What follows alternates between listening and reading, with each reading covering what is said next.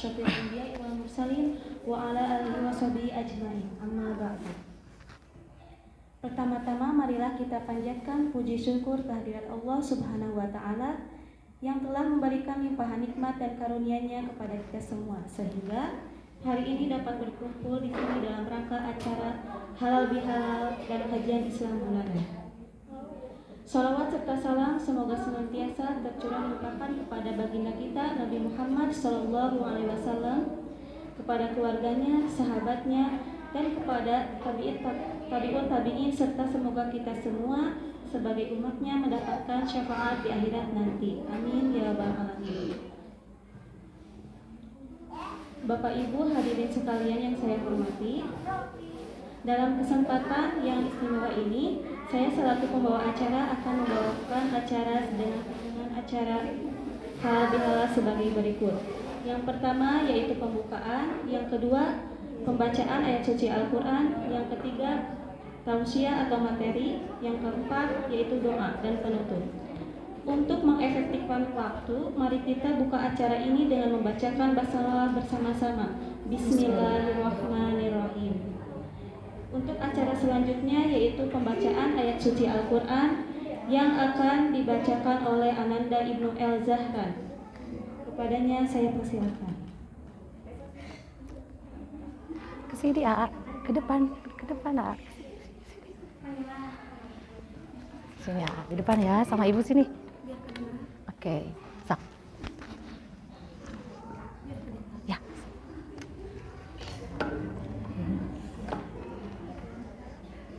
A'udzu billahi minas syaitonir rajim. Bismillahirrahmanirrahim. Wadduha wal laili idza saja. Ma wadda'aka rabbuka wa ma qala. Walal-akhiratu khairul laka minal ula. Walasawfa yu'tika rabbuka fatarda. Alam yajidka yatiman fa'awa. Wa wajadaka dhalan fahada. Wa wajadaka 'ailan fa'aghna.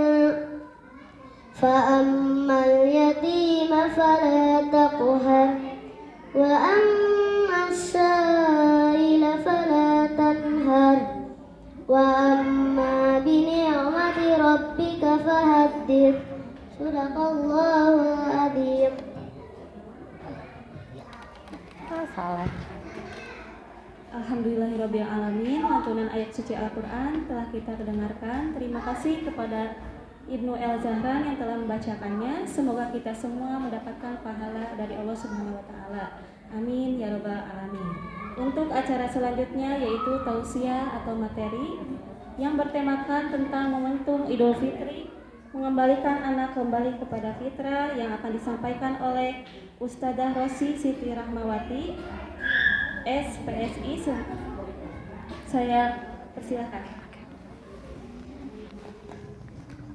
Ini nggak nyala ya, Kak ya? Nggak apa-apa, ini aja saya.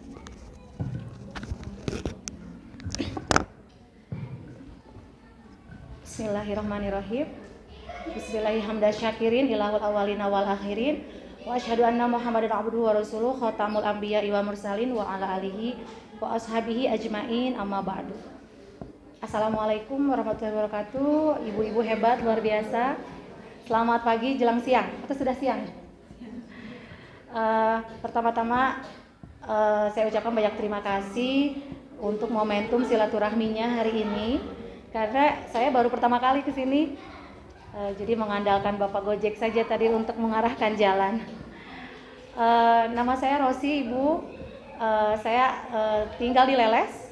Aktivitas saya sehari-hari di Pondok Pesantren Darul Arqam. Saya guru BK Sanawiyah ya, kelas 1 kelas 2. Kemudian aktivitas lainnya saya di salah satu organisasi perempuan yang concern kepada isu-isu perempuan dan anak. Jadi untuk segala problematika perempuan khususnya atau anak-anak itu sangat akrab setiap harinya. Eh, untuk hari ini saya diamanahi untuk bisa berbagi ya Bu ya. Sebetulnya berat sekali untuk identitas ustazah itu Ibu. Saya karena mungkin sehari-hari menangani anak-anak atau sharing dengan keluarga, mungkin di sini lebih ke kita berbagi praktek baik ya, sharing best practice ya, dan apa saja yang bisa kita lakukan gitu ya sebagai ibu. Saya kira mungkin hari ini kirain ada ayahnya, bapak-bapaknya nggak hadir. Tapi biasanya memang di parenting kelas itu selalu ibu yang hadir. Padahal tanggung jawab membesarkan anak partner ya, ada ayah juga harusnya ada hadir. Tapi nggak apa-apa. Jadi nanti ibu pulang ke rumah bisa sharing dengan ayahnya ya, dengan pak suami. Nah, ini mungkin tidak terlambat karena kita masih dalam momentum bulan Syawal ya, momentum Idul Fitri, mengembalikan anak sesuai fitrah. Kenapa sesuai fitrah? Ini jadi pertanyaan sebetulnya ya. Apakah memang selama ini anak-anak kita tumbuh dia menjauhi fitrah atau menyalahi fitrah gitu ya, atau seperti apa? Dan momentum Idul Fitri itu memang harus dijadikan tugas semuanya ya, bukan tugas kita kita sudah Idul Fitri, saya sebagai seorang ibu bertanggung jawab agar anak kembali ke fitrah seutuhnya gitu. Nah makanya di sini saya akan mengurai karena berkaitan dalam interaksi keluarga itu kan proses apa di sana itu ada proses tarbiyah ya Bu ya dalam keluarga. Sebelumnya mungkin saya bertanya dulu, Ibu mohon maaf, Ibu membesarkan anak ada partnernya lengkap, ada suami atau ada kakek di sana, ada nenek yang membantu cucu ya? Atau seringkali kita dengan kakek nenek berbeda pendapat dalam ilmu parentingnya? Atau kita over exhausted ya, terlalu kelelahan misalnya gitu ya. Nah, dalam proses tarbiyah keluarga itu di sana ada proses pendidikan ya Bu ya. Ini terbaca nggak dari sana? Ibu boleh kalau mau maju silakan. Biar kita lebih akrab. Hoyong nyarande. Nih, esensi dari pendidikan itu kan proses pembelajaran. Pendidikan itu tidak hanya datang dari wilayah formal sekolah ya, tetapi di rumah juga itu kita punya peran penting dalam proses berinteraksi dengan anggota keluarga. Bagaimana anak di rumah itu tergantung bagaimana pola kita juga berinteraksi dengan mereka. Kalau di anggota keluarganya saya ada inti saja, ada suami, ada anak-anak. Dah, mungkin itu persoalannya akan jadi challenge juga kalau di rumahnya itu banyak anggota keluarga lain. Ada nenek, ada kakek, ada omnya, ada bibinya, misalnya itu akan jadi berbeda juga gitu ya. Nah, harapannya kan proses pendidikan di rumah itu ada perubahan tingkah laku ya, yang relatif tetap, yang kita harapkan baik ya sebagai akibat praktek dan pengalaman proses adaptasi bagaimana nih anak di perkembangan itu gitu ya. Jadi ini ya, di sini orang tua rata-rata orang tua SD. Nah, kenapa harus fitrah gitu ya? Nah, dan kenapa momentum Idul Fitri? Kalau Idul Fitri kan semuanya kita ingin menjadi baik ya. Ingin menjadi baik lagi, kembali kepada fitrah. Kenapa kembali kepada fitrah? Karena setiap manusia itu kan lahir itu baik ya. Ya, kullu mauludin yuladu alal fitrah fa abawahu. Abawahu di sana bisa lingkungan, bisa orang tua. Setiap anak kullu mauludin, setiap anak yuladu dilahirkan alal fitrah sesuai dengan fitrahnya. Fa abawahu, maka lingkunganlah orang tuanya, mungkin jamaknya di sana ayu hawidanihi, ayu nasironihi, ayu majisanihi. Dia akan membentuk anak tuh, apakah dia akan menjadi seorang yang majusi, yang nasrani atau yang satu lagi. Nah, jadi dalam hadis itu apapun anak itu tumbuh kembang itu dia itu bagaimana lingkungan, bagaimana keluarga. Tapi tidak ada anak nakal sebetulnya. Ya. Nakal itu tidak mencederai fitrah dia, fungsi fitrah yang seutuhnya. Seringkali dia harus mencari energinya kemana dan dia belum menemukan lingkungan yang pas untuk bisa merespon potensi atau energi anak itu. Nah, di sini kita lihat saya akan mengurai dulu keluarga ya, karena keluarga itu memiliki fungsi yang sangat penting. Ya, di sana kalau dalam antropologi itu suatu kesatuan sosial terkecil ya, yang dimiliki oleh manusia sebagai makhluk sosial yang memiliki tempat tinggal dan ditandai oleh adanya kerjasama. Ada kerjasama ekonomi, kerjasama tumbuh kembang anak-anak di sana, kerjasama melindungi, merawat dan sebagainya, banyak sekali. Sekarang, lalu juga di sini dalam kajian sosiologi, keluarga itu memiliki fungsi-fungsi yang banyak. Ada fungsi edukasi, fungsi melindungi, protektif ya. Kemudian fungsi religius, fungsi sosialisasi, afeksi, biologis. Nah, yang terakhir yang saya garis bawahi di sini fungsi rekreatif. Nah, Ibu sambil mengidentifikasi masing-masing ya. Oh, selama ini alhamdulillah nih keluarga saya fungsinya sudah berjalan semuanya. Nah, apa misalnya, oh saya ada yang kurang nih, fungsi protektifnya, misalnya proteksinya kurang maksimal gitu ya, kurang optimal gitu ya. Atau misalnya fungsi afeksinya yang berhubungan dengan perasaan. Nah, kenapa ada anak yang betah tinggal di rumah tetangganya misalnya, betah dengan nenek, saya mau ke kakek aja. Nah, di sini yang saya garis bawahi ada fungsi rekreatif. Kalau dalam konteks agama kita, fungsi rekreatif itu di sini apa, Bu? Rumahku surgaku ya, baiti jannati. Dan ini untuk sebagian setiap manusia itu ya, unit-unit keluarga tidak sama standarnya atau indikatornya. Tapi minimal kita coba identifikasi sebelum kita berbicara fitrah, fungsi rekreatif itu sudah ada atau belum ya. Pertama, apakah rumah kita sudah menjadi sumber ketenangan, kenyamanan spiritual dan kedamaian ya? Nah, atau misalnya, aduh saya mendingan tinggal di rumah lama, di rumah ibu aja deh, kalau nyampe rumah rasanya kiamat sekali gitu ya. Atau, aduh saya capek sekali di rumah itu, misalnya ibunya nggak betah, atau ayahnya yang nggak betah, atau anak-anak kita yang nggak betah. Nah, silakan itu diidentifikasi. Atau misalnya anak itu nggak sabar pengen segera pulang ke rumah ketemu ayah bunda, kemudian pengen masak-masakan bunda yang terbaik, meskipun disajikan sederhana tapi dengan cinta, rasanya enak sekali gitu. Atau misalnya, aduh hari ini saya belum ketemu pasangan saya ingin bercerita banyak hal. Atau bahkan sebaliknya, aduh males banget pulang ke rumah, papanggih dia jeung si eta. Mendingan saya sama teman-teman curhat gitu. Nah, itu silakan diidentifikasi ya. Nah, dalam fungsi kreatif keluarga atau baiti jannati ini, setiap anggota keluarga itu bisa saling menghargai, menghormati, berkasih sayang. Nah, kalau misalnya kita banyak memendam iya tapi hatinya bergejolak, nah itu tidak baik komunikasinya. Nah, komunikasi yang disarankan itu kan komunikasi yang asertif ya, Bu, pernah dengar, Bu? Asertif itu ditanamkan pertama kali di usia remaja ya. Kalau saya di kelas itu bab tentang asertivitas itu pasti harus wajib diberikan ke anak kelas 1 ya, dan berlanjut ke kelas 2. Asertif itu tricky ya untuk remaja. Kita dulu kan pernah remaja ya, terlatih nggak untuk asertif? Mengatakan tidak ketika kita tidak setuju, menolak ketika kita tidak mau. Nah, itu asertif. Nah, dalam komunikasi yang ini di poin berikutnya ya, komunikasi yang baik sesuai peran masing-masing. Contoh seperti ini misalnya, ini weekend kan, bunda misalnya ayah mau ada acara dulu ya dengan teman-teman, bunda aja di rumah.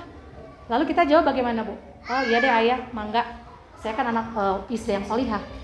Iya, tapi tidak beralasan.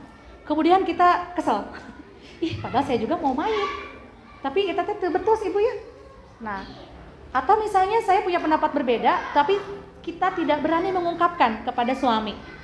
Atau anak-anak punya pendapat lain, tapi kita tidak mencoba mendengarkan. Sehingga yang terjadi dalam rumah itu, fungsi komunikasinya apa? Pasif. Sama-sama memendam. Nah, memendam itu kan banyak yang terpendam itu, ya mungkin ibu juga sudah tahu ya. Sewaktu-waktu akan jadi bom meletus ya, bom waktu. Kemudian ada komunikasi apa? Agresif ya. Kayak tadi contohnya, bunda, ayah mau ada acara dulu ya di rumah, sok aja bunda di rumah. Bagaimana reaksi ibunya? Enak aja, ibu juga mau main. Emang ayah aja? Pasti berantem deh ya. Itu komunikasi yang tidak disarankan juga, karena kategorinya komunikasi agresif. Sekarang kalau asertif bagaimana? Bunda, ayah mau berangkat dulu, mau main dengan teman-teman. Nah, itu banyak opsi yang bisa kita sampaikan. Kunci asertif adalah kita tidak merendahkan lawan bicara, kita menghargai mereka, tapi aspirasi kita keluar. Oh, ayah ada acara ya? Gimana ya ayah? Bunda juga sebetulnya gini-gini. Bagaimana kalau kita begini-begini? Kita bagi waktu deh. Ayah sampai jam berapa reuni itu? Kan karena weekend itu kadang ibu juga ingin ada interaksi dengan pasangan ya, pengen quality time di rumah. Nah, itu disampaikan. Untuk hal apapun, komunikasi asertif penting. Ke anak bagaimana? Nih, anak tuh jangan sampai kita tercederai fitrahnya. Dia pengen bicara. Nanti saya ada slide untuk mengurai fitrah-fitrah anak di usia itu ada apa saja gitu. Nah, kalau anak misalnya punya gagasan yang lain, ibu jangan langsung cut. Dengerin cenah mama yang sudah berpengalaman, sudah tahu. Kamu tidak tahu apa-apa. Diam ya, gimana cek bunda, cek umi, cek mama gitu. Atau dioper ke ayahnya, tuh gimana kata ayah aja deh, sehingga anak menelan bulat-bulat apapun saran di rumah. Nah itu kita juga secara tidak langsung membuat anak berkomunikasi pasif. Sedangkan kalau asertif itu baik, gimana, ada apa, menurut emang gimana menurut teteh, mah sebetulnya saya tuh gini gitu. Kan suka curhat tuh, kita sambut curhatannya, kita sambut protesnya dengan komunikasi dua arah yang setara. Kan enak tuh, enak di kita, enak di mereka, dan kita nggak membuat trauma-trauma yang baru ke anak-anak. Kadang anak tuh pengen didengarkan. Nah kadang seringkali kenapa anak yang nggak mau bercerita, baru juga 2 kalimat langsung nyeak mama hantainya. Oh itu pasti kamu main ya? Oh pasti salah kamu tuh. Nah itu coba kita dimodifikasi lagi cara berkomunikasinya ya. Kemudian tidak menjadi beban ya, dijalani dengan sukacita. Mama, ayah bagian ini, mama bagian itu ya. Nah seperti itu. Jangan karena kamu sebagai istri misalnya, dari bangun tidur sampai mau tidur kita melayani semuanya. Apakah kita menikah untuk menjadi babysitternya anak orang? Atau menjadi pembantunya? Kan tidak seperti itu. Nah itu seringkali ada, karena perempuan tidak mau bicara, takut gitu ya. Karena kita kan lingkungannya patriarki Bu ya. Laki-laki itu di atas segalanya. Tetapi kalau dengan komunikasi asertif, dua arah itu sangat disarankan ya. Nah jadi berbagi beban kewajiban. Perempuan itu kan banyak bias gender ya Bu ya. Gendernya apa saja Bu? Ibu ada yang jadi struktur RT RW gitu? Tahu saya istri mah bagian konsumsi. Tahu saya istri mah bagian nyatet. Datang ke rumah, oh yang masak tenang ada istri saya, yang cuci pakaian, cuci piring ada istri saya. Secara tidak langsung di alam bawah sadar kita selalu mengalami bias gender. Nah dalam Islam juga kan tidak seperti itu. Kita itu setara, hanya ketakwaan yang membedakan kan itu. Nah kalau kita dalam suasana bayang-bayang seperti itu dikendalikan orang lain, berarti termasuk pasangan, coba dimulai komunikasinya dengan lebih enak gitu ya. Ayah, bunda teh capek. Gimana kalau ayah cuci piring? Oh, boleh. Ayah, bunda ngepel. Bunda nyapu, ayah ngepelnya. Berbagi peran di rumah. Atau bagian anak-anak, bagian siapa? Nah, anak-anak juga jangan sampai terus diperlakukan seperti raja. Karena kan sampai 0 sampai 7 tahun saja ya sebetulnya. Memperlakukan mereka seperti raja. Karena 0 sampai 7 tahun itu anak-anak belum bisa terbiasa menerima perintah komando, Bu. Tapi ditemani dulu. Nanti kita berbicara tentang fitrah ya di sana. Nah, 7 sampai 12 itu penting anak-anak tuh dijadikan tawanan kalau bahasa itunya ya. Layang-layang Bu, jadi tarik ulur. Jadi kencarkeun tarik deui. Teh cuci piring, sepatunya cuci ya. Jangan kita kadang kan ibu nggak sabar. Nggak bisa dipercaya cuci piring nanti pecah. Udah ibu aja yang cuci piringnya gitu. Tanpa sadar kita membentuk anak tidak bisa bekerja di rumah gitu ya. Karena semuanya sudah selesai dengan mama gitu ya. Atau dengan pembantu. Nah, ini ya. Kita cek identifikasi fungsi baiti janati sudah ada belum di rumah gitu ya. Dimana semua orang enak bebas berekspresi, bercengkrama, tidak diintimidasi. Kadang ini Bu ya, saya juga banyak kasus menemukan sudah usia saya, mereka tuh nggak betah di rumah karena ayahnya kalau bicara tuh beletak, langsung menjatuhkan harga dirinya. Tebener, tebaleg, atau misalnya ambilkan air, sepele Bu, ambil air kurang cepat marah. Siapkan air panas kurang cepat marah gitu. Jadi anak tuh nggak betah, nggak berontak. Kemudian mungkin orang tua yang mungkin kalau dalam bahasa gaul sekarang toksik ya Bu ya, karena tidak dia ada luka. Orang tua kalau yang galak-galak banget itu ada luka yang belum selesai, sehingga dia juga menurunkan pola dari keluar dulu orang tuanya seperti ke anaknya. Makanya kalau yang toksik atau yang bully dan lain sebagainya itu stop dari kita deh gitu ya, sehingga tidak menular ke yang lain gitu ya. Jadi saya sering kali kalau ada orang yang kalau ngomong tuh selalu menyakitkan hati gitu ya, kemudian selalu memojokkan orang, merendahkan orang lain, kita nggak usah takut, justru kita kasihan. Ada beban mental apa yang dia rasakan sehingga dia tidak bisa berdamai hari-harinya gitu ya, seperti itu. Nah itu ada luka gitu. Nah di rumah juga kalau fungsi rekreatif baiti janati pastikan berdamai di dalam itu ya, tidak menimbulkan luka-luka baru gitu. Nah di sini ya. Nah, dalam Al-Qur'an itu kan ada di sini bagaimana fungsi rekreatif keluarga. Ada bahasa cinta, ya. Kalau di sini saya coba ambil dari Gary Chapman, ada 5 bahasa cinta. Word affirmation atau kaulan sadida, ya. Dalam Quran itu berbicara yang benar. Jangan yang bohong-bohong, jangan yang hoax-hoax. Neng tahu nggak kemarin ya? Anak-anak yang bergosip mungkin dari kita misalnya gitu ya. Belajar bergosip. Coba apa kita membiasakan anak-anak untuk tabayun misalnya. Meskipun kita tahu itu tidak benar gitu ya. Misalnya karena kita melatih skill komunikasi anak-anak ya. Ada word affirmation atau kaulan sadida. Ada kaulan ma'rufah, berbicara yang baik. Ya. Kaulan baligo yang menyentuh hati. Kalau ngomong tuh harus nyampe ke hati anak atau ke hati pasangan. Gitu ya. Jangan wororah masuk hati, ngomongnya aja dari gerak-gerik gestur tubuh aja udah wah nyebelin mama ini. Gitu ya. Mama, ayah, kenapa pulang jam segini? Tahu nggak? Nah itu udah sedikit-sedikit mereduksi makna baiti janati nantinya. Kemudian ada kaulan baligo ya, menyentuh hati langsung to the point juga. Kaulan maisuro yang pantas. Ya. Ibu hati-hati ke anak-anak mungkin ya. Kalau qadarullah alhamdulillah kita terbiasa dalam suasana yang teredukasi, kan kasihan juga ada keluarga anak-anak yang tidak beruntung seperti dia tidak pernah punya kaulan maisuro ya, keluarganya tidak pantas. Misalnya si sebul bobo kene. Si hararese gitu. Kan tidak pantas ya. Dalam Quran tuh kaulan maisuro tuh harus. Atau misalnya, "Dah anak saya mah ada si jorok," misalnya gitu. Tahan untuk tidak seperti itu gitu. Atau kalau kita udah sadar, pasangan kita juga harus sadar. Kadang kita suka bentrok Bu ya, parenting suami, parenting ini gitu ya. Nanti kita lihat berbagi perannya seperti apa dengan ibu dan ayah. Kaulan layinan yang lembut ya, dan kaulan karima yang mulia. Nah ini untuk memperkuat fungsi kreatif. Jadi kalau kaulan layinan itu yang meskipun kita capek Bu ya, ya Allah eta udah misalnya piring kotor tas ayah deui gitu. Kenapa anak-anak saya tidak sadar mencuci piring misalnya gitu ya. Nah, itu bisa dibentuk sebetulnya dan terutama dengan fitrah itu ya. Nah, kita kan sering kali capek. Nah, dalam bias gender itu kan ada double burden Bu ya, beban ganda. Tapi kan kita sudah biasa ya. Ibu suka lihat internet ada banyak bentuk karikatur yang sambil nyetrika, sambil masak, sambil nyusuan ya Bu ya. Kalau mama-mama itu ya, sambil apa lagi? Nah, banyak sekali. Itu double burden Bu ya, ganda. Dan sekali dua kali kita sangat menikmati peran itu. Tapi kalau kita ada rasa tidak sakit hati sedikit saja, itu akan jadi harus dikomunikasikan gitu ya. Makanya kalau di dalam pelajaran bahasa Indonesia ya, ini Ibu Budi, Ibu memasak, Bapak baca koran dan minum kopi gitu kan. Ya, bahasa Indonesia ya. Itu aja udah sangat bias gender itu ya. Karena begitu gitu ya. Kalau apalagi ibu bekerja, harus masak, harus ini, memastikan makanan anak-anaknya, kemudian berangkat juga memikirkan anak orang lain misalnya di sekolah. Itu pastikan kita ada kerjasama, ada tim ya. Sehingga fungsi rekreatif itu tidak tereduksi teh ya. Jadi kaulan karimannya ada, lembutnya ada. Nggak mungkin ada kaulan layinan kalau kitanya capek dan over exhausted, kelelahan dan kita sangat sakit hati. Nggak bisa gitu ya. Jadi mau ngomong teh mending balem weh daripada bicara misalnya gitu ya. Atau kaulan kariman juga mungkin ibu terbiasa kan romantis dengan pasangan ya. Penting ya itu ya.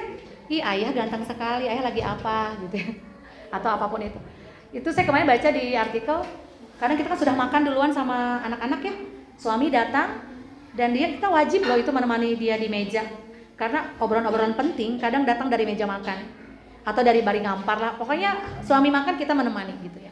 Meskipun kita sudah kenyang atau kita sangat ngantuk gitu. Nah itu ya biar fungsi rekreatif tidak tereduksi. Nah di sini teh ya khairukum. Nah ini ada hadis ya. Khairukum li ahlihi wa ana khairukum li ahli. Sebaik-baik kalian adalah yang paling baik kepada keluarganya dan aku adalah orang yang paling baik pada keluargaku ya. Rasulullah bersabda.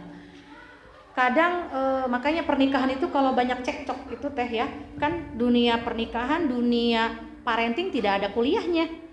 Tiba-tiba kita jadi orang tua aja gitu. Nah seringkali teh ya, di Garut ini kan tingkat KDRT tinggi ya, tingkat perceraian tinggi. Saya waktu itu kapan tuh datang ke pengadilan agama untuk mengecek berapa kasus yang mengajukan dispensasi nikah. Ternyata banyak sekali ya. Kemudian memicu apa? Anak-anak stunting dipicu tuh. Karena orang tua bekerja berpisah yang ngasih makan neneknya atau bibinya gitu. Anak tidak terurus. Nah, bapak-bapak ini si calon bapak kadang dia tidak begitu teredukasi. Dia taunya laki-laki powerful gitu. Sehingga kadang KDRT itu ada dari suami. Kenapa KDRT terjadi? Perempuan tidak bisa bicara banyak hal karena takut. Nanti takut diceraikan, nanti takut gitu ya yang kita dampingi beberapa kasus ya. Sehingga ini akan bagaimana kita berbicara fitrah, fungsi mereka aja berdua tidak berjalan gitu. Nah, kita makanya kita identifikasi dulu apakah kita sudah berjalan cukup baik gitu ya. Nah, di sini ya. Kemudian nah ini. Kita mulai masuk ke tentang fitrah. Kenapa fitrah itu penting? Nah, bayangkan kalau anak-anak kita semua teredukasi, fitrahnya tidak tercederai, itu pasti akan menunjang indeks pembangunan manusia tinggi ya Teh ya. Indeks pembangunan manusia terdiri dari apa Bu?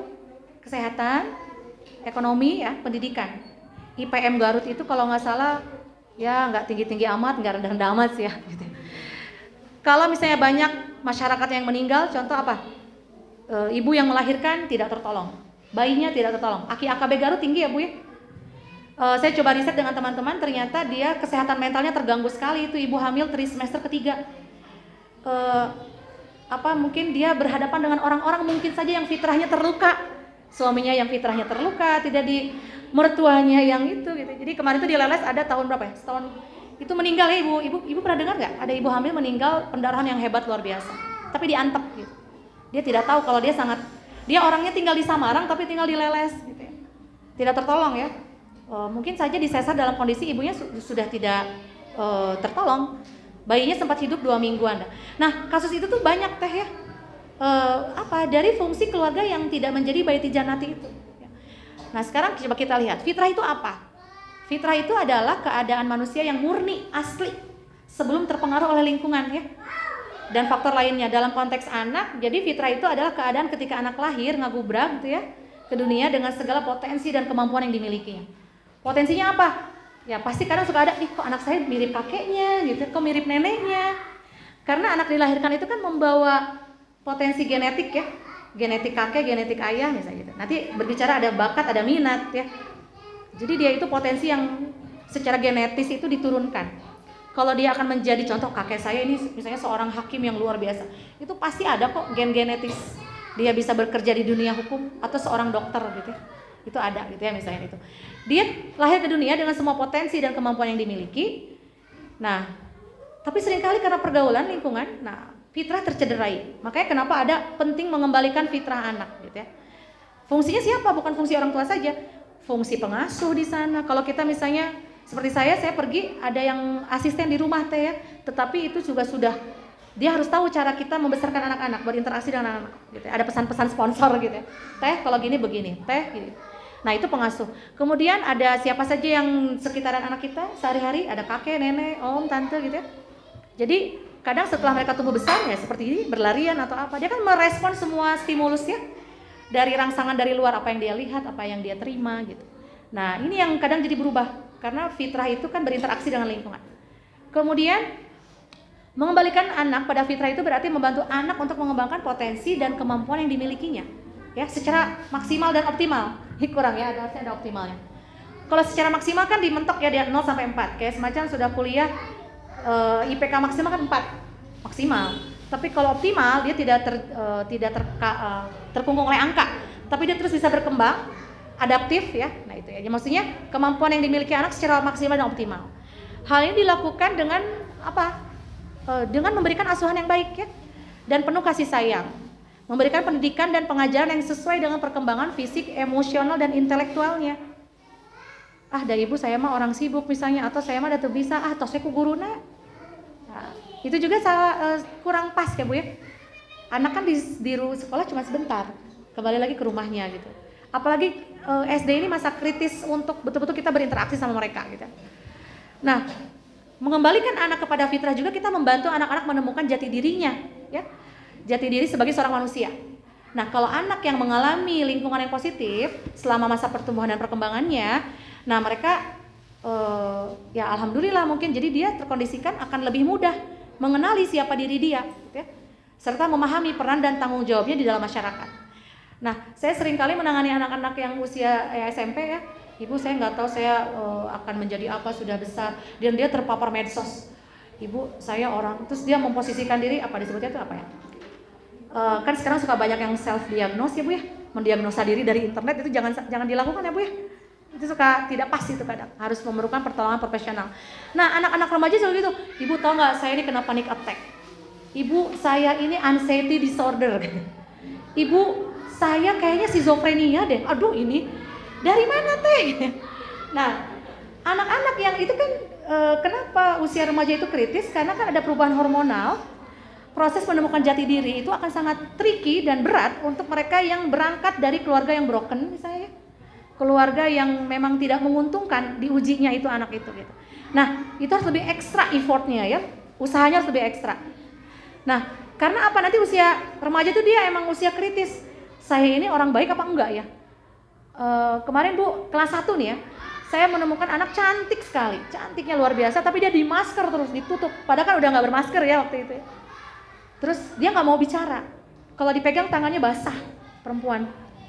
Bu Oci, karena saya suka selalu, karena kan BK nggak semua masuk kelas, kalau di DA masuk kelas Bu, alhamdulillah. Tapi cuma 1 jam.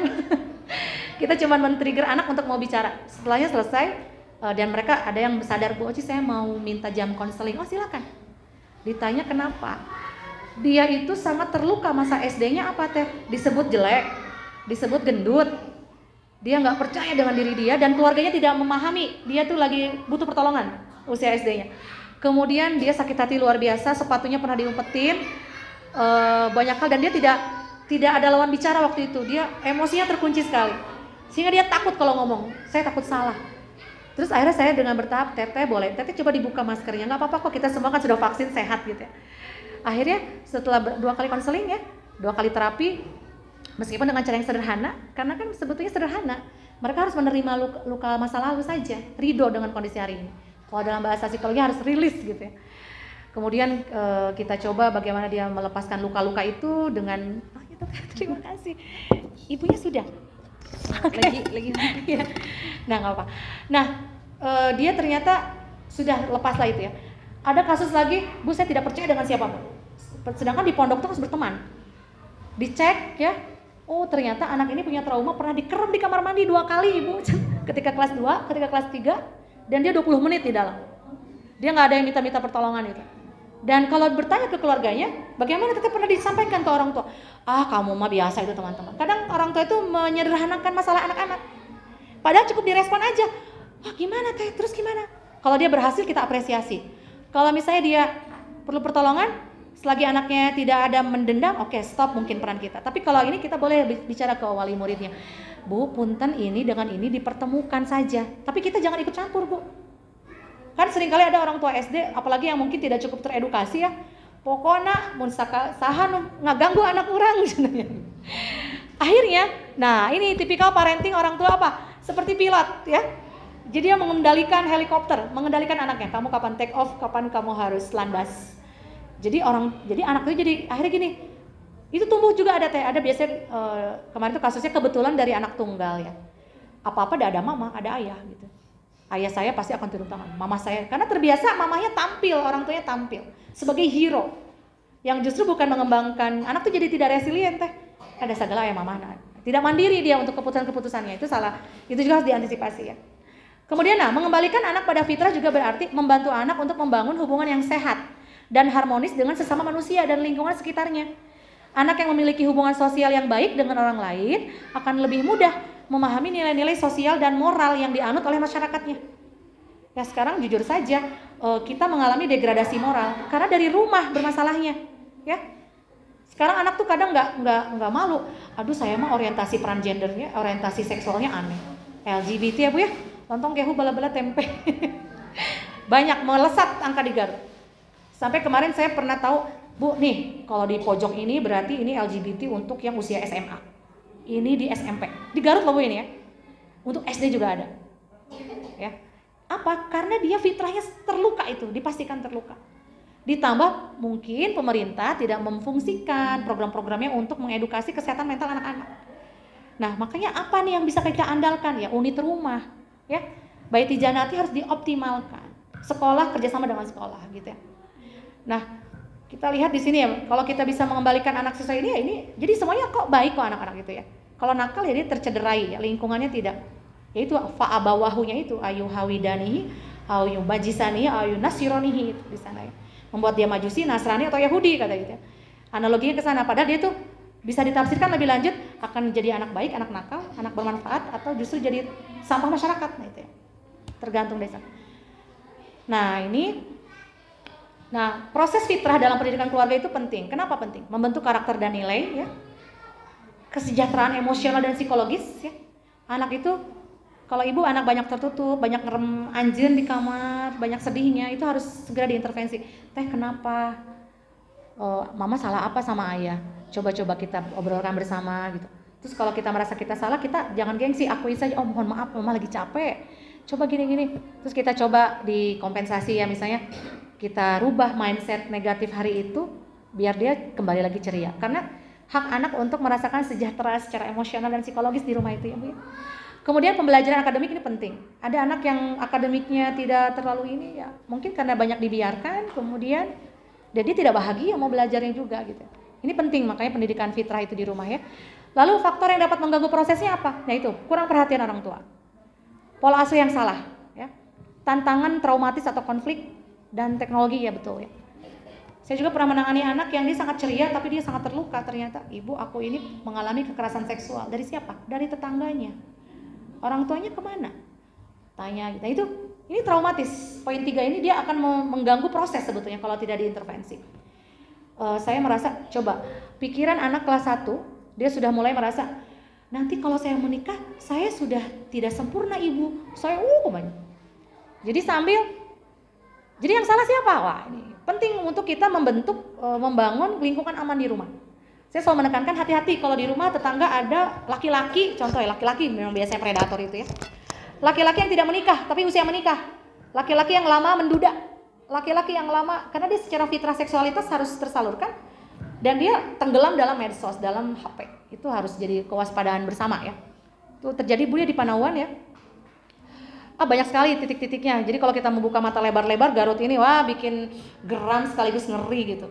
Ya karena itu, jadi fungsi rumah-rumah yang nggak berfungsi sebagaimana fitrahnya. Itu yang jadi mengganggu proses. Kemudian realitas masalah yang muncul. Nah ini juga jadi proses yang menghambat juga ya, ketika kita menghadapi kenyataan rendahnya kualitas pendidikan. Ya, kenapa ibu misalnya dulu ibu udah saya mah suruh nikah muda, nggak apa-apa, it's okay. Tapi kita hadir di majlis-majlis ilmu seperti ini, karena ibu itu harus teredukasi. Ayah juga harus teredukasi ya. Karena kualitas pendidikan itu akan mempengaruhi bagaimana dia berinteraksi sama anak-anaknya di rumah atau dengan yang lebih tua. Gangguan emosional dan psikologis ya. Ada ibu yang tidak selesai, dia akan ngaruh ke anaknya. Seperti yang kemarin, kamu dari mana panik attack? Mama saya yang panik attack Bu. Karena dia sama kakeknya di sini Dan padahal anak itu nggak sakit-sakit amat. Nah akhirnya dia merasa dia juga seperti mamahnya. Itu hati-hati juga.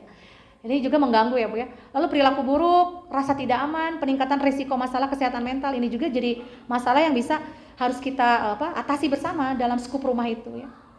Nah kemudian pendidikan yang seperti apa yang harus kita lakukan ya seperti fitrah tadi ya, fitrah based education. Nah di sini ada dalam surat Ar-Rum ya. Nanti di-share aja ya materinya ya. Ini juga dia telah menciptakan manusia menurut fitrah itu lah gitu kan. Quran juga sudah menggaransi itu ya. Jadi a'udzubillahi minasyaitonirrajim, bismillahirrahmanirrahim, allati la fitratallah hanifan gitu. Tidak ada yang kurang di sini. Lidini wajhaka faqimillah li khalqi tabdilala 'alaiha nasa fataron la nasa aksara walakinal qayyim dinu. Ini agak nah, Ibu lihat nanti di HP masing-masing Ar-Rum ayat 30 ya. Jadi pendidikan itu ada fitrah based education jadi pendekatan saat ini Bu ya. Saya karena basicnya psikologi, ini Bu Dini kebetulan teman kampus saya. Basicnya psikologi, tapi tetap kita sebagai orang muslim berhadapan dengan realitas. Tetap mazhab saya lebih ke psikologi islami, psikologi tasawuf kadang ya.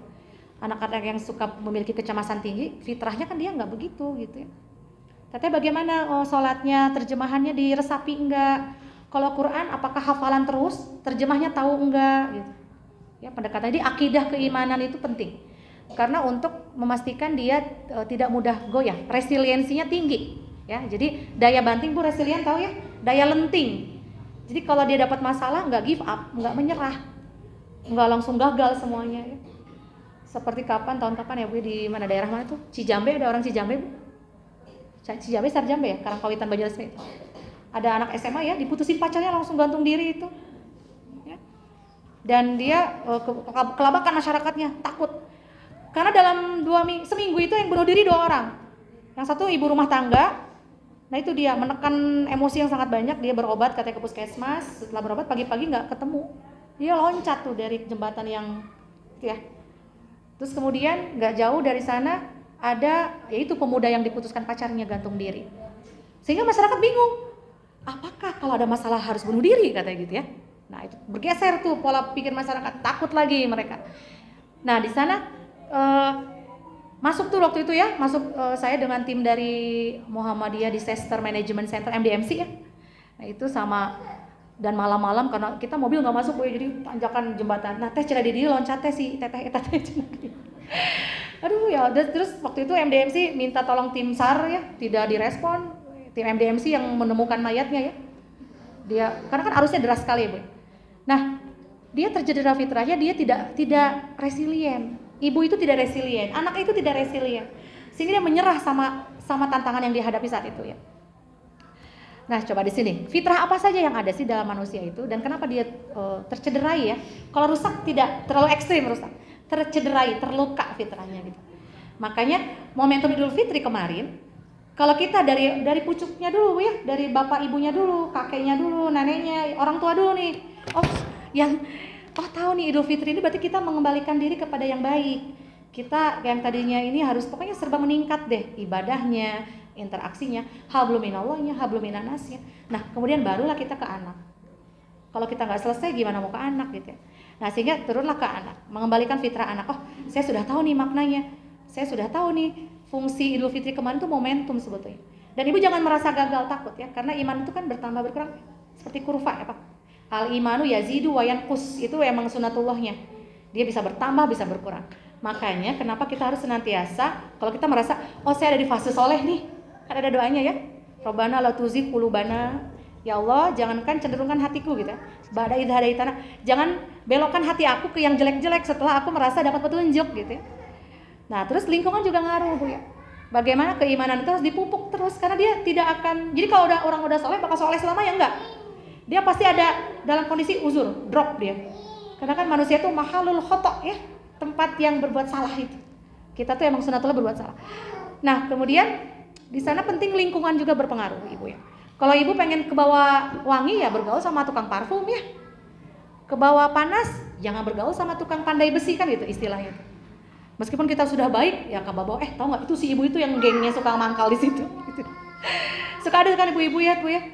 Saya dulu di LLS itu ketua POMG SD waktu SDTK ya. Karena apa? Ibu-ibu tuh tidak ada yang pika sebelah, ibu bager sadayana oke. Dan dia juga sudah berhasil mendidik anaknya, melahirkan anaknya, mengurus anaknya. Tapi kenapa ada ibu-ibu yang kok mainnya belum selesai gitu ya? Nah, di sana saya suka setiap minggu, setiap Jumat itu Bu, ibu-ibu yang punya bakat apapun berbagi ya. Tahu sih saya mah ada jagona ngarias, nggak apa-apa ngarias sok. Sampai kita ke gerai rias dia, cara merias tuh begini. Jadi ibu itu harus didengarkan, potensinya harus diapresiasi. Ada yang jago nanam tanaman-tanaman aja boleh. Ada teman kita tuh ada mu'alaf ya, tapi dia sukses sebagai ibu tiri ya. Anak-anaknya nurut dan baik-baik. Nah, itu juga sama, dia berbagi kisah. Nah, kenapa? Karena orang tua juga kan perlu ruang untuk berini ya. Nah, di sana saya lihat, wah kok ini begini. Nah, akhirnya inisiatif baik dari teman-teman itu, kita rutin yuk pengajian. Sampai pengajian itu besar, tanpa ditunjang oleh yayasan, tapi uang kita banyak banget kasnya ya. Dan kita bisa mendatangkan pakar-pakar ya setiap 1 bulan sekali. Nah, dari apa? Awal dari solidaritas kita ingin semua ibu itu berhak bahagia, berhak dihargai. Jangan ada labeling negatif. Seperti tadi kan, oh ibu eta tah anu kerudung teh kudu seragam sadayana gitu.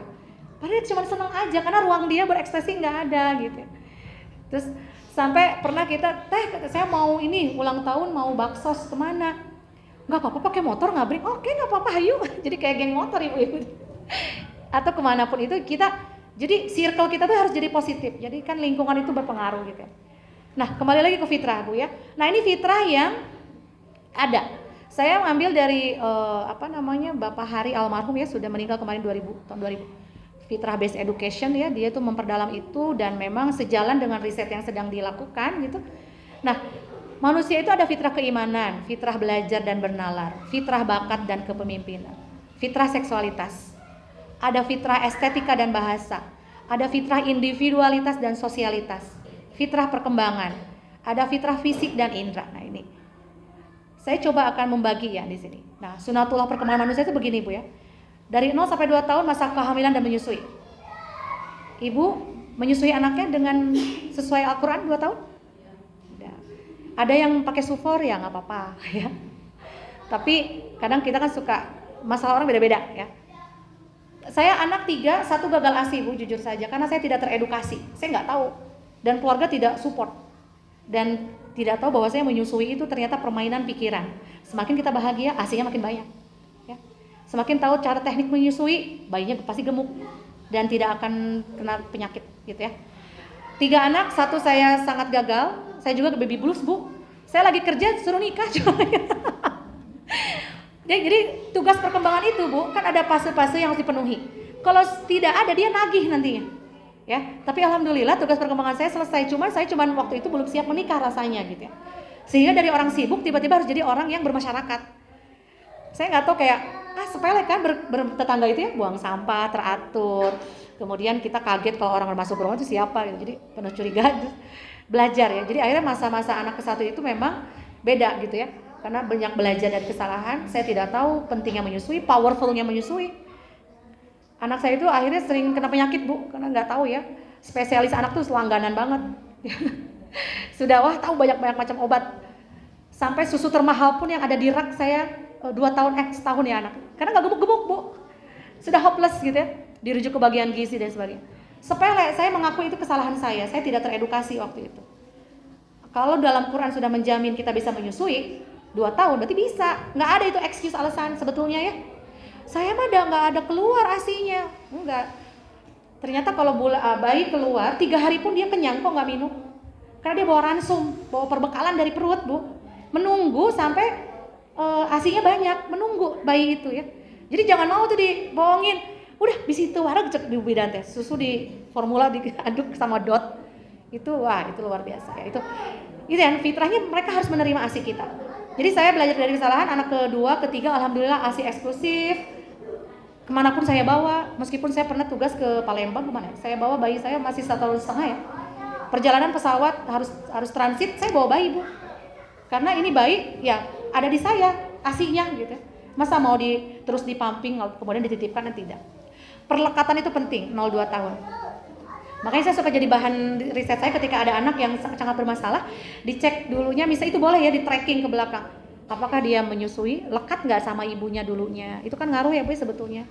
Kan ASI itu nempel hati dari heart to heart ya, skin to skin. Kemudian ASI itu akan menyesuaikan. Anak lagi sakit apa, itu ASI komposisinya berubah loh Bu.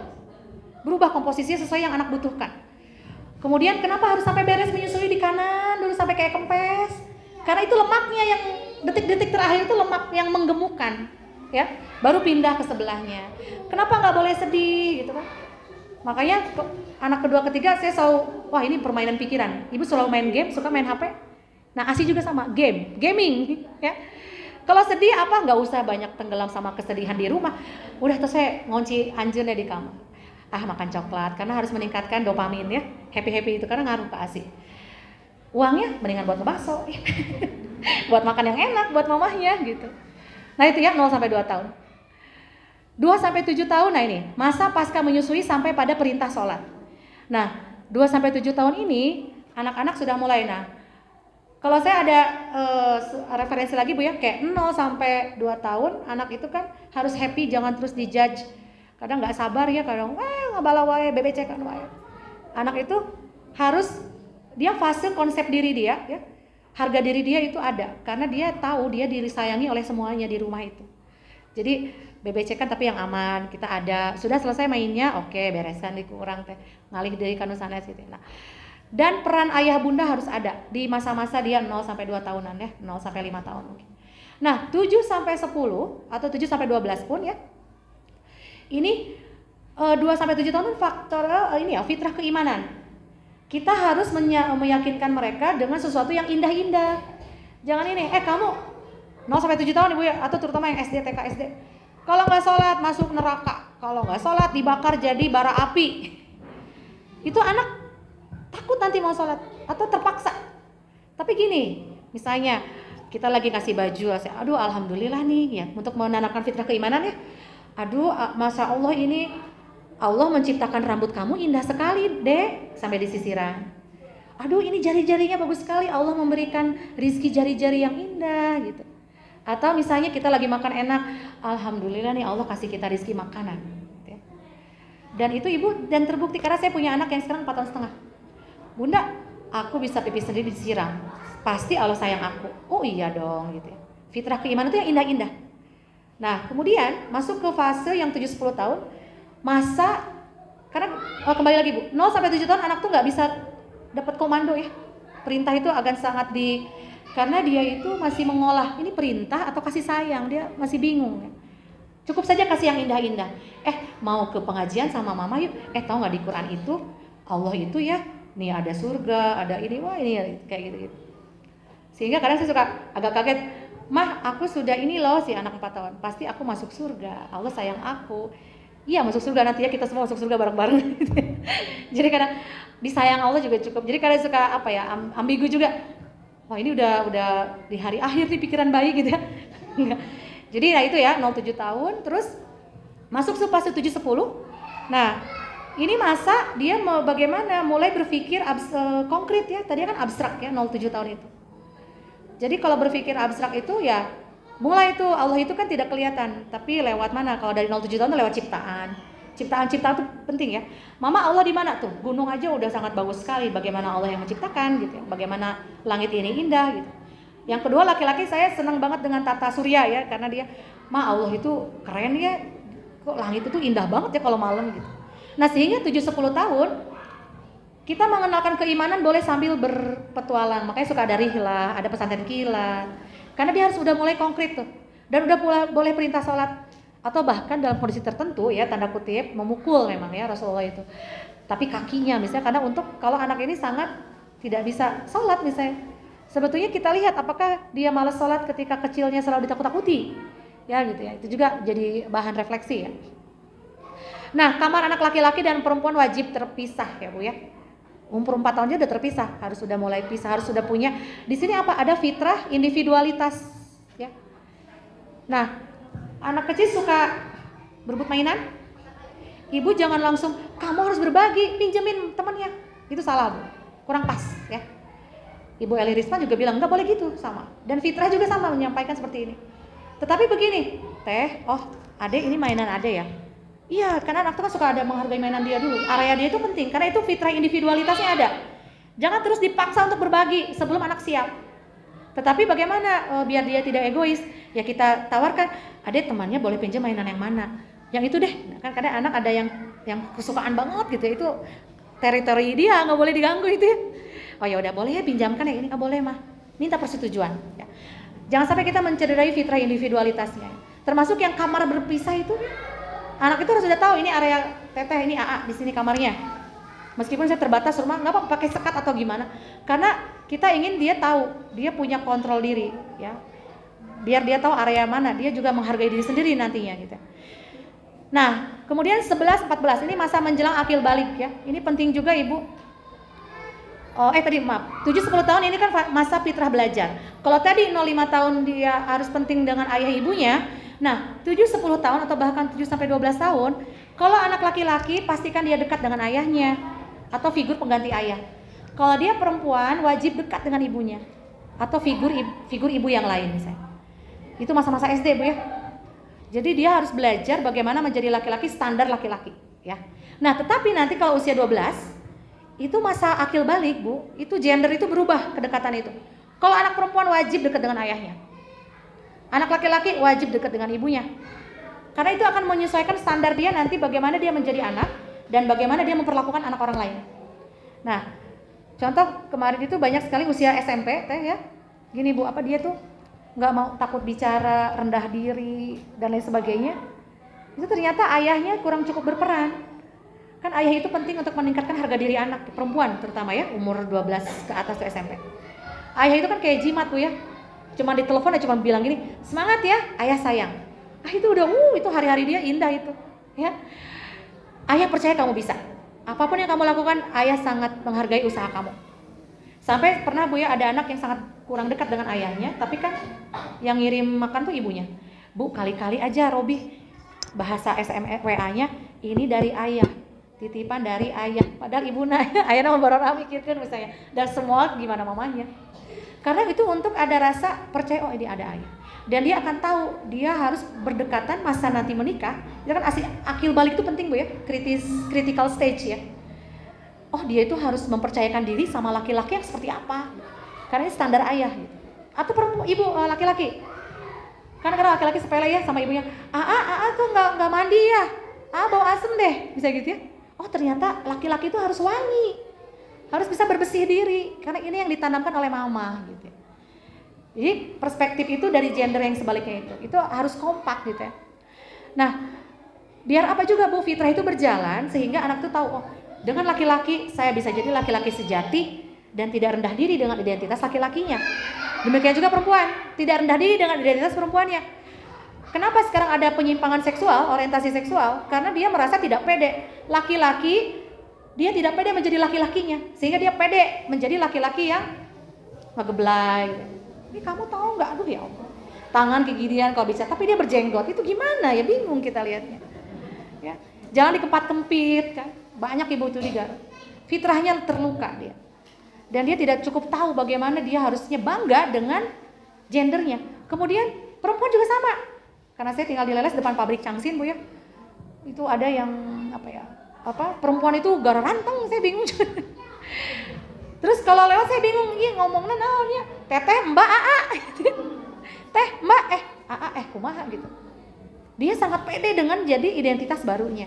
Penyimpangan ya. Mungkin tidak sampai informasi bagaimana kaum Nabi Lut itu diazab oleh Allah.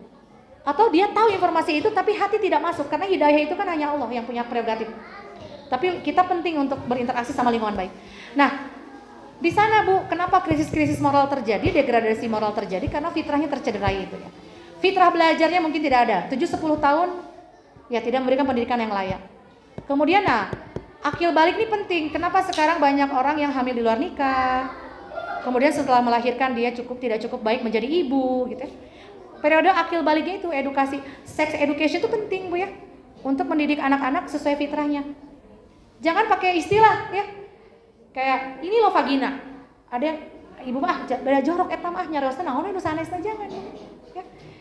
Ini penis loh, kamu ini begini, edukasikan, fikih yang masuk, sehingga edukasi akil balik itu dia tahu bagaimana memproteksi diri dan mana area yang boleh disentuh, mana sentuhan sayang, mana sentuhan yang tidak boleh ya. Ada nyanyinya, sentuhan boleh, sentuhan tidak boleh gitu. Nah, terus menjaga, penting aurat itu penting. Nih masa akil balik 15 tahun ke atas.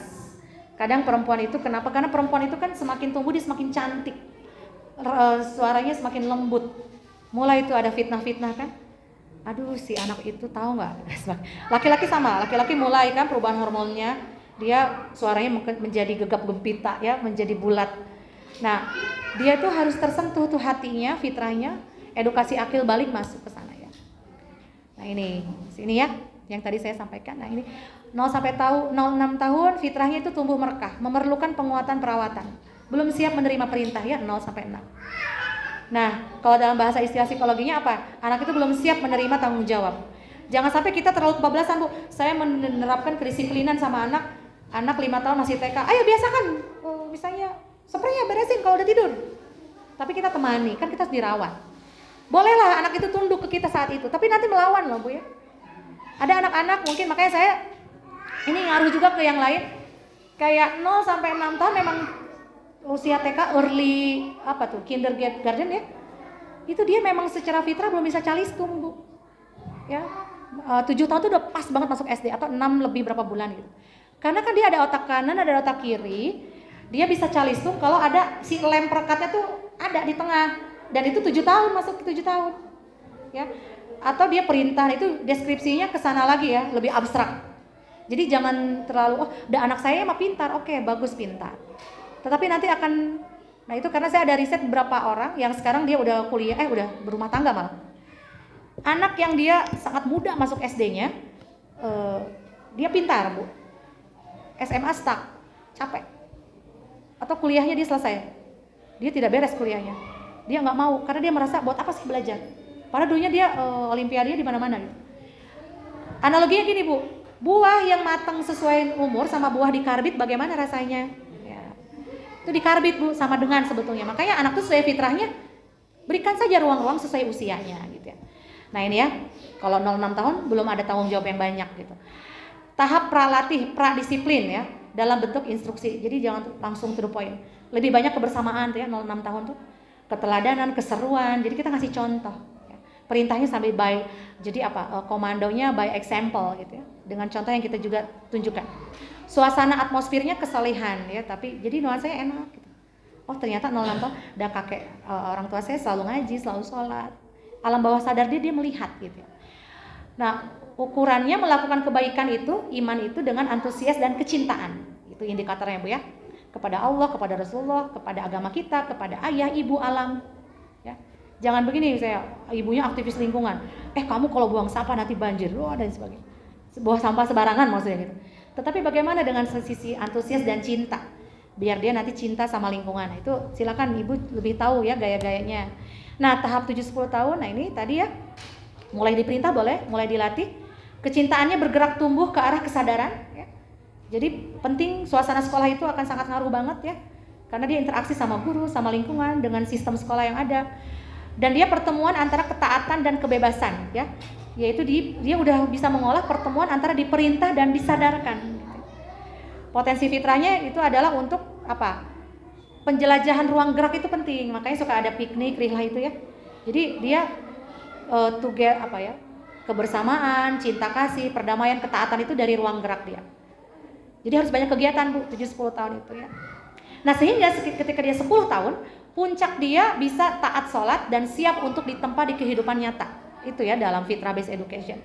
Karena kita udah berinvestasi nih dari 10 tahun, makanya aduh alhamdulillah orang kali abi mah kedah di piwarang sholat teh. Tos sadarnya lira. Berarti alhamdulillah fitrahnya tumbuh ya. Jadi 10 tahun dia udah siap menyambut kehidupan lebih nyata gitu. Nah ini ya Al-Umum Madrasatul Ula betul sekali Ibu. Makanya ketika kita mendidik anak, kembali lagi tadi sesuai tema kita mau mendidik mengembalikan anak kepada fitrah, pastikan kitanya baik-baik saja. Pastikan kitanya bahagia. Bahagia itu penting. Ya. Bahagia ibu itu ngaruh Bu ya. Ibunya bete udah, kadang nggak akan ada makanan di meja. Dapurnya moal ngebul karena ibunya lagi bersedih misalnya gitu. Nah, sekolah utama itu betul-betul bayangkan kalau fungsi ibu berjalan itu satu generasi baik di rumah itu ditambah generasi-generasi dikali berapa rumah di penduduk kita, itu nggak akan ada itu degradasi moral karena semua ibu bekerja dengan optimal gitu ya.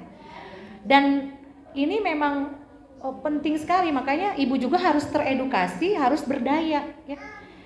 Kalau kita penting sekali ibu sharing apapun itu, kita yang mendengarkan nggak mesti ngasih judgement ya Bu ya. Kadang saya di mana menitos pikiran pusing pisan. Oh ya udah di mana sini ketemu? Dengarkan saja. Oh iya. Oh terus oh iya gitu aja. Itu udah, kalau udah keluar udah selesai itu Ibu. Dia udah rilis lagi ya. Kadang kita perempuan tuh hanya cukup didengar sebetulnya. Terserah mau baca panjang kali lebar juga ya. Kita dengarkan saya. Oh terus gimana? Ya udah nih aku minum dulu. Udah enak kan ngobrol. Unek-uneknya iya udah. Oh, ya udah. Dan kita nggak usah cukup banyak kasih respon. Dengarkan saja gitu. Nah karena, ini sebagai Madrasatul Ula kita juga multitasking ya. Kalau kita berbahagia sepanjang kita happy saja is fine ya. Nggak apa-apa, kita sanggup dan kita tetap bisa tersenyum, kita tidak memendam luka-luka, ya sudah go on ya, maksudnya carry on aja, lanjutkan Bu ya. Berarti ibu sudah tahu nih stylenya gitu ya. Nah ini tadi ya mengembalikan fitrah anak, berikan asuhan yang baik, penuh kasih sayang Bu ya, berbagi peran. Kasih sayang orang tua dan pengasuh juga harus jangan sampai cheating ini Bu. Saya punya luka masa kecil karena orang tua saya pekerja dan kita lebih banyak dengan pembantu ya. Pembantu juga ayah dua di bumi teh. Dan sehingga tapi alhamdulillah qadarullahnya peran ayah itu sangat besar buat kita ya. Standar-standar nilai dia itu sangat melekat sehingga kita bisa merespon lingkungan apapun itu yang tidak ideal. Jadi karena pola kasih sayang itu ada masuk. Sehingga ibu saya kelas 2 itu, 2 SD, saya adik udah 3. Saya sudah tahu ancaman apa di rumah itu ya. Ancaman dari pihak luar. Nah, sejujurnya saya trauma sampai sekarang dengan orang luar karena kita terbiasa. Jadi orang tua saya itu senang sekali untuk menampung anak-anak lain. Tapi tidak ditanya anaknya suka enggak gitu ya. Ternyata anaknya tidak suka karena ruang privasi dia terganggu. Saya tidak suka gitu kan ada orang lain di rumah gitu. Sehingga terbawa mimpi teh ya gitu. Sehingga saya bisa dititipkan oleh teman kepercayaan ayah, tapi saya tidak suka sama orangnya. Sampai orang kali itu gebras-gebris. Saya bilang gini, saya di sini disuruh ayah kamu kenapa tidak sopan?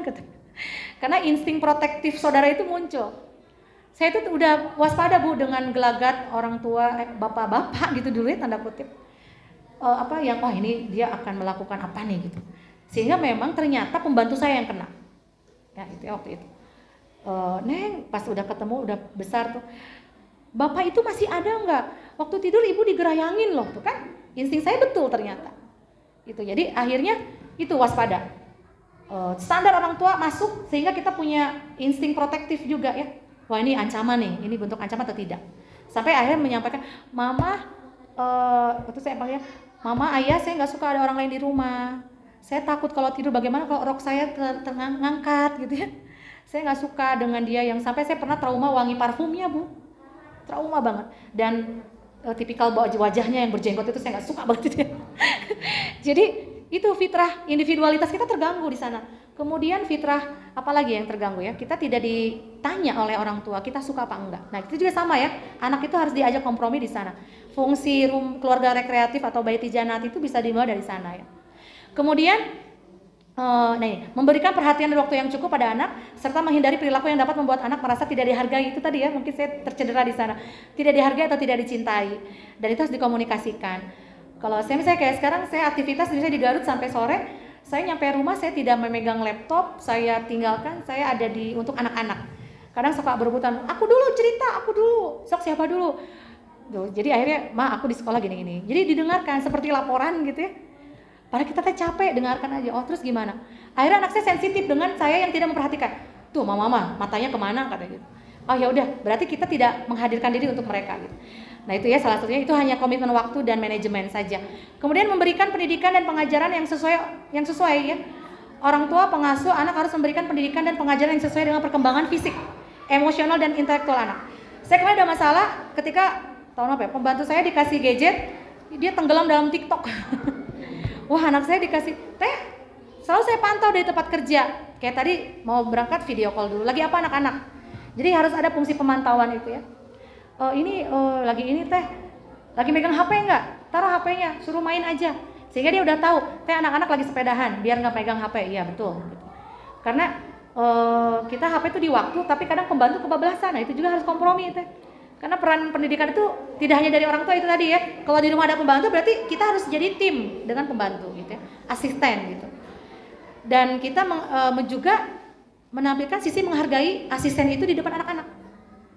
Saya kadang suka lagi nonton bareng, suka ada narasi, kamu gimana sih sebagai pembantu? Saya langsung pindahkan gitu ya. Jangan sampai pembantu yang di rumah itu dia memposisikan diri sebagai pembantu gitu. Padahal pekerjaan dia mulia. Tanpa dia kita nggak bisa beraktivitas. Kemudian anak-anak juga sama. Kalau mengadukan, mama tahu nggak sih teteh tuh gini. Kita tampung dulu. Kita coba pastikan dia harus bisa menghargai orang yang lebih dewasa, gitu ya. Jadi jangan sampai kita menurunkan harga diri pembantu juga di depan anak-anak, sehingga dia biar tidak mistrust gitu ya.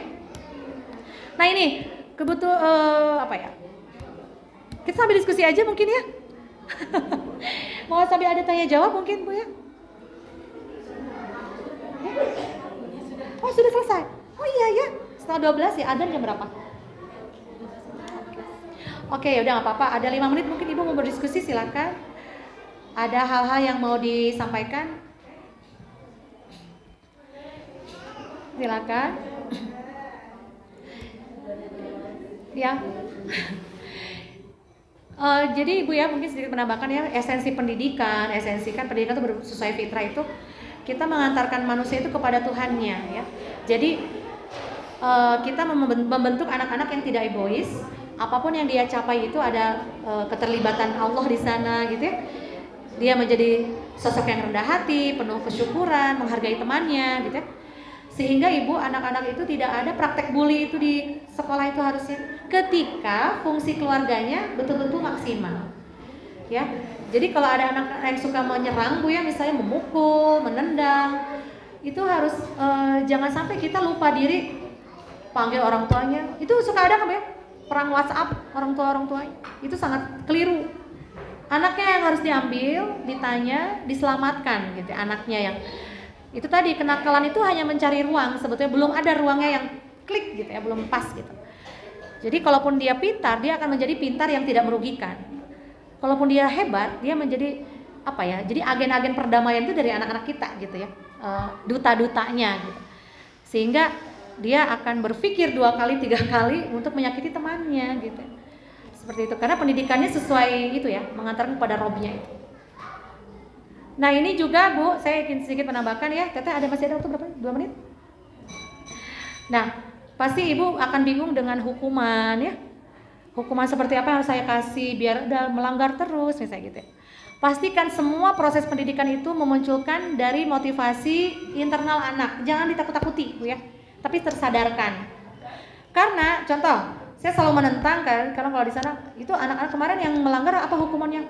Bersih lorong Bu, Allah, tidak nyambung gitu ya. Jadi kalau ada pelanggaran, hukumannya harus nyambung sama pelanggarannya. Nih, biar apa? Biar tidak ada reaksi seperti ini Bu ya. Pertama, kalau misalnya dia dihukum, ngebully misalnya ya, hukumannya diskors, hukumannya kasih tugas yang banyak. Sesaat iya seperti taat, tapi dia akan memunculkan ini, resentment, ini nggak adil. Resentment tuh, ini nggak adil, saya nggak akan percaya sama orang dewasa. Ini ya reaksi-reaksi orang yang habis dihukum nih ya. Kemudian rebellion, saya akan melakukan sebaliknya, saya akan buktikan kalau saya punya cara sendiri. Kemudian ada revenge ya, dendam. Sekarang mereka boleh menang, tapi lihat pembalasanku. Wah, aku dihukum, lihat aja nih. Kemudian retreat, lain kali aku nggak akan ketahuan. Nah ini makanya penting untuk menghukum itu yang nyambung. Kemudian motivasi juga muncul dari dia. Jangan gini misalnya, tapi kan bingung kan? Kamu kalau nggak setoran hafalan nanti kamu dihukum. Nah hukumannya nggak nyambung, sehingga anak tuh berat mau menghafal gitu ya. Karena motivasinya dari eksternal, dari ketakutan. Tapi cari motivasi itu dari diri dia gitu ya, yang dia akan bersemangat apa nih gitu ya. Ini karena ini akan sangat berdekatan dengan interaksi fitrah ya Teh ya Bu. Ini jadi reaksi-reaksi menghukum. Kayak Ibu anak saya di HP terus, main HP terus. Kalau kita udah punya kesepakatan, berarti cari apa hukumannya. Weekend dia nggak megang HP, atau dia nggak bisa ngakses HP selama 3 hari misalnya gitu apa ya. Atau masalah apa, mainan yang berantakan. Bagaimana biar dia mau belajar dari kesalahan? Kita jangan langsung membereskan, kita tunggu dia membereskan gitu. Kenapa? Biar dia nanti suatu saat ketika main nggak pusing, nggak usah di mana ya boneka aku, mobilan aku, kan itu kan dia yang memulai mengacak-acak gitu. Sehingga mau pusing nggak nanti kalau main lagi? Oh iya aku mau beres, ya udah sok beresin. Gitu. Begitu ya Bu ya. Ini mungkin lebih ke sharing saja. Jadi ada pertanyaan, mungkin diskusi atau diskusi saja ya. Atau dirasa cukup jelas? Bagaimana Ibu, silakan. Ada yang mungkin ada yang sedikit pengen di-sharing kan? Silakan.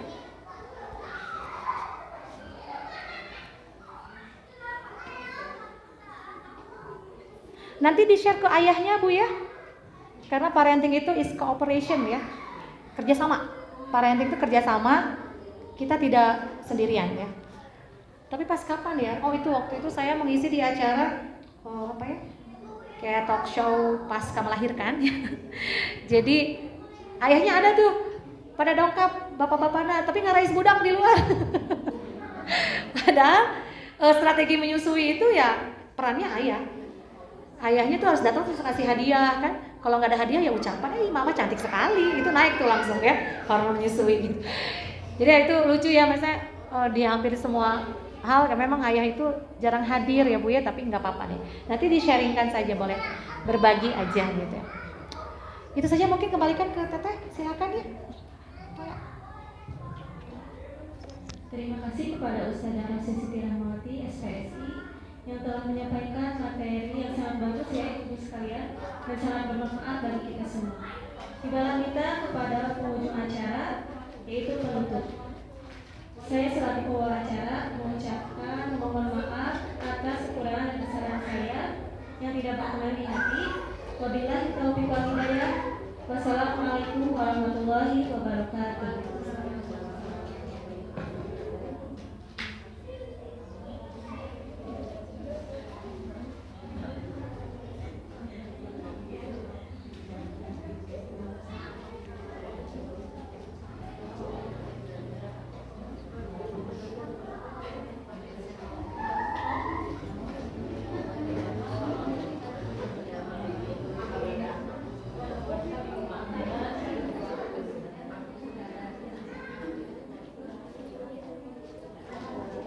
sekarang foto. Sudah selesai teh, saya karena harus sebentar.